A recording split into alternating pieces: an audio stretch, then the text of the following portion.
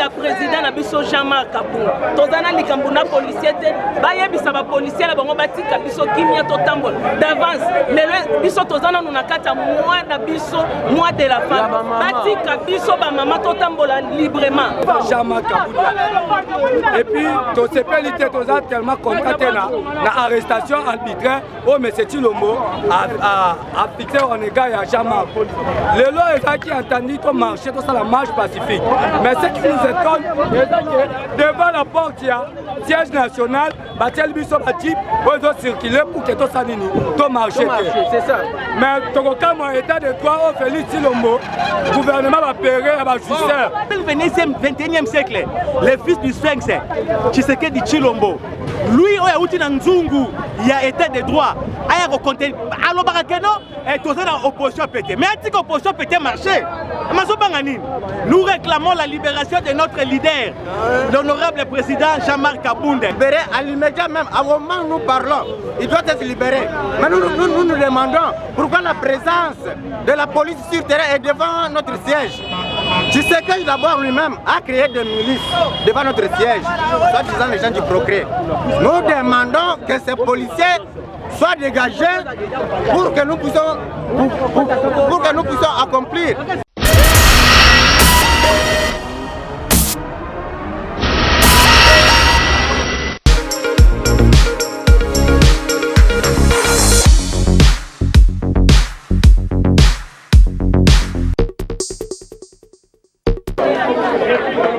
Oui, Deko.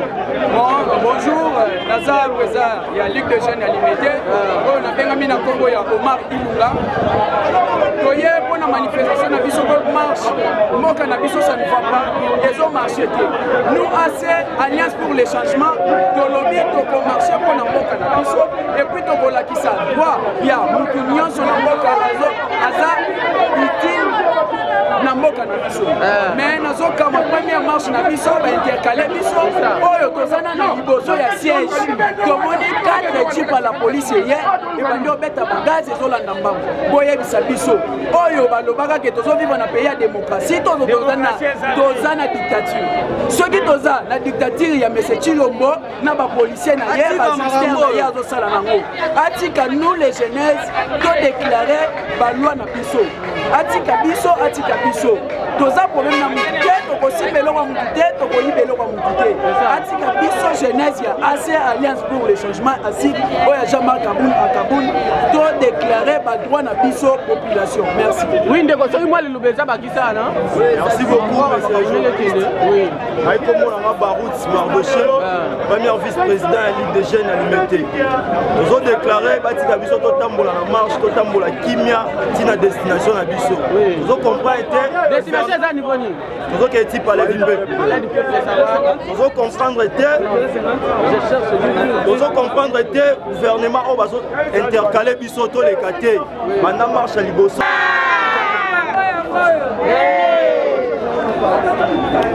Oui, ba mama tomoni ba mama batondi na kanda ba mama nyonso baza na kati ya pantalon keche na makolo. Mais tozomona libanda na bino ba policier baze belé. Nini ezoleka a? Baza na kati ya kanda. Baza ko ba panique sur la bombe. Ba yebi ke ba zo iso ba tila tela. Et pour ça avec impact. Moi volume maman, moi volume. Impact na idéologie. Pour ça les ba mama baza na nzela lelo toye. Tozala na nzela. On revendiquer libération sans condition. Le président a mis son Jean-Marc Kabunda. Le maître nageur. Maître nageur. C'est ça. Lelo tozala nzela. Balinga te. Lelo tozala nzela. Tozala kosilika mabe. Lelo tolobi suka makanga. En tout cas, tolobi lelo tozobima. Quel que soit batie totala yango te tomona yango te. Lelo biso tozobima. Tozoluka libération ya président na biso. Aza papa na bana. Afandi te belé 8 mois. Eza belé pour na parents.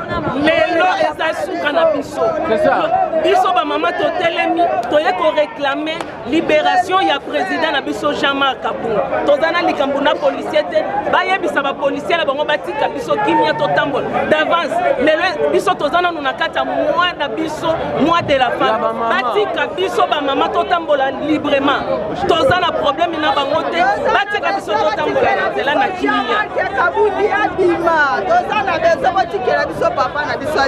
c'est bon maman tomoni moi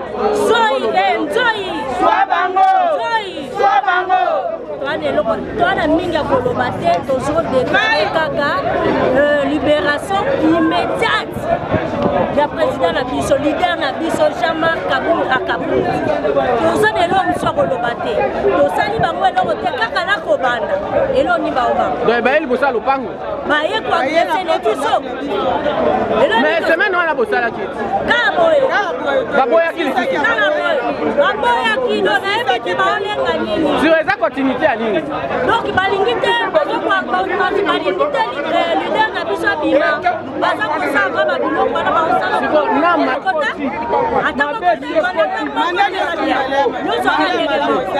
donc eza continuité ça va bien indeko tomoni osimbi drapeau na maboko mais eza nini oui merci pour le droit verbal biso oza AC alliance pour le changement toza soutenir vision ya autorité morale na biso eza Jean-Marc Kabunga et puis tosepeli te toza tellement content te na arrestation arbitraire o monsieur Chilombo a fixé en égard ya Jean-Marc lelo ezaki entendu to marché to la marche pacifique mais ce qui nous étonne devant la porte ya siège national batiel biso batip ozo circuler pour que to sanini to marché c'est ça mais tokokama état de droit au Félix Chilombo gouvernement va payer à justice bazo comme état de droit dans un état de droit marche c'est protéger la loi mais tokoloba te tozozela biso objectif ya biso eza tozomarche soki bakoluka toza mibali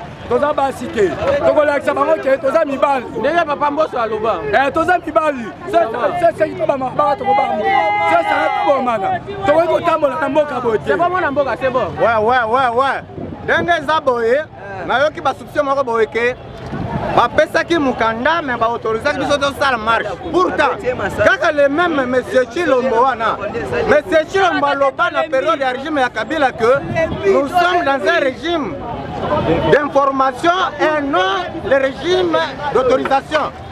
Jean-Marc Kabunda a été arrêté d'une manière arbitraire et puis quand nous faisons la marche c'est une expression démocratique et reconnue par la constitution de notre pays. Jean-Marc Kabunda doit être libéré à l'immédiat même. À moment où nous parlons, il doit être libéré. Mais nous demandons pourquoi la présence de la police sur terrain est devant notre siège. Tshisekedi d'abord lui-même a créé des milices devant notre siège, soit disant les gens du progrès. Nous demandons que ces policiers soient dégagés pour que nous puissions accomplir notre mission patriotique. C'est ça vraiment notre souhait.